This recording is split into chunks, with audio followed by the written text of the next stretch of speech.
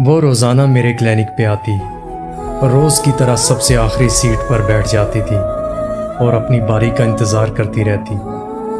اپنے سے بعد میں آنے والوں کو بھی پہلے چیک کروانے کے لیے اپنی جگہ دے دیتی تھی۔ وہ کھسکتی ہوئی پھر سے آخری سیٹ پر پہنچ جاتی۔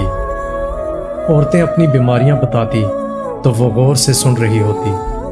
جب مریض کلینک سے نکلتا تو وہ باہر جا کر ان سے کچھ باتیں کرتی۔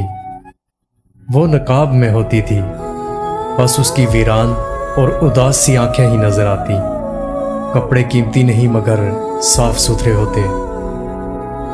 میں دن کو سرکاری ہسپتال میں اور شام کو اپنا کلینک کرتا۔ رات دیر تک کلینک پہ بیٹھا رہتا۔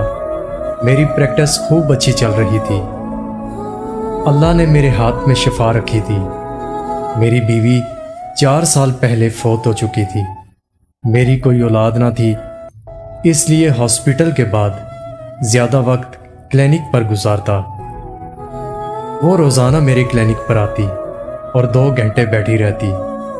آج میں نے ارادہ کیا کہ آج اس سے پوچھوں گا کہ وہ کیا کرنے آتی ہے۔ آج بھی وہ آخری سیٹ پر بیٹھی تھی۔ میں نے جاتے ہی آخری سیٹ سے مریضوں کا چیک اپ شروع کیا۔ میں نے کہا بی بی آپ آؤ۔ وہ اٹھی اور گھسیٹتے ہوئے قدموں سے پاس آ کے کھڑی ہو گئی۔ میں نے بیٹھنے کا کہا، وہ نہ چاہتے ہوئے بھی بیٹھ گئی۔ میں نے اس سے اس کا مسئلہ پوچھا۔ اس نے نقاب اتارا۔ میری نظر جیسے ہی اس کے چہرے پر پڑی، میں اپنے ماضی میں چلا گیا، جہاں میری امی کہہ رہی تھی بیٹا گاؤں سے بہت پیاری اور سلیقے والی بچی کا رشتہ آیا ہے، اگر تم کہو تو میں تمہاری شادی کر دوں اس سے۔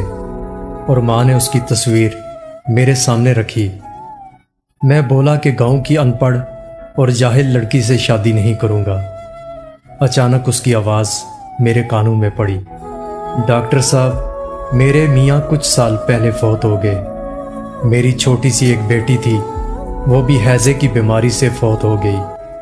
گاؤں میں ایک حکیم صاحب تھے، وہ بھی چند سال پہلے انتقال کر گئے۔ میرے گاؤں میں کوئی ڈاکٹر یا حکیم نہیں۔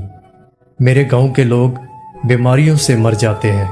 غریبی کی وجہ سے وہ شہر جا کر علاج نہیں کروا سکتے۔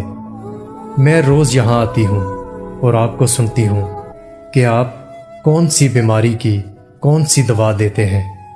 میں ان سب بیماریوں اور ان کی میڈیسن لکھ لیتی ہوں اور پھر وہ میڈیسن میڈیکل سٹور سے خرید کر اپنے گاؤں کے لوگوں کو دیتی ہوں، جس سے ان کو فائدہ مل رہا ہے۔ ڈاکٹر صاحب میں جاہل اور ان پڑھ ہوں، اس لیے میں کوئی ڈاکٹر کی ڈگری نہیں لے سکی۔ یہ کہہ کر وہ میرے کلینک سے چلی گئی۔ میری اعلیٰ تعلیم اس ان پڑھ کے سامنے بے وقت ہو گئی۔